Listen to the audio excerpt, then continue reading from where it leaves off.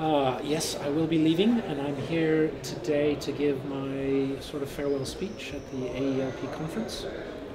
I plan basically to say two things. One is it's been an incredibly challenging and rewarding role, and I'm really grateful for the opportunity that I was given to do it.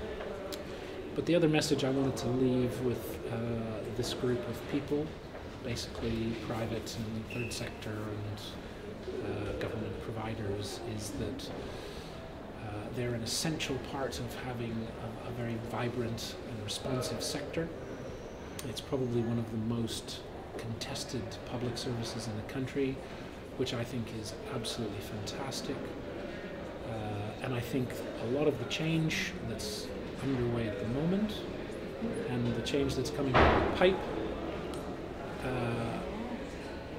basically represents more opportunity, I think, than difficulty for the people attending the conference. But I also wanted to make the point that, as important as it is that we have private sector providers, and of course those providers have to make a reasonable return for the risk that they take and the effort that they put into the important part they play in delivering FE in this country. It's also important for them to recognize that de facto they are part of the public sector, even though they are public sector organizations, and therefore it's very important in executing their individual strategies that they have due regard for the fact that it's public money. Ministers and officials have policies that are in effect being executed by private sector organizations. That's fine, but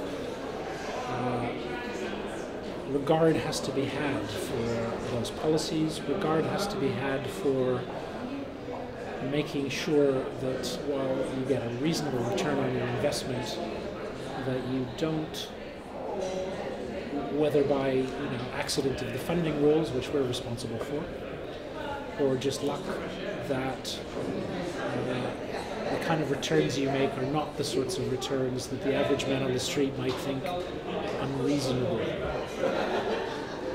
And I suppose, as the head of a fairly big public sector body, one of the tests I use is, before I make a decision, is what would the newspaper headline look like?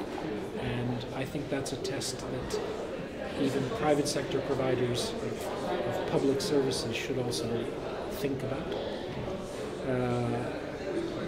And that's just, it's just a bit of friendly advice, basically, and I think everyone will understand why I'm giving that advice. But certainly the most important message is that I think there are fantastic opportunities ahead. I think they need to be seized, and those who are bold and innovative will be the ones that benefit. And there is no doubt that we've made progress in the last 3 years in leveling the playing field between public and private sector training organizations, which is exactly as it should be, and kind of, may the best half of the sector win, because competition is something that the people attending this conference have demonstrated works, and works well for the provision of public services. So basically I'm here to congratulate them, thank them for the support they've given me, give them a few observations and a few bits of advice on what might be coming down the road, and then I'm going to say goodbye, and you can have the second course of your dinner. Thank you very much.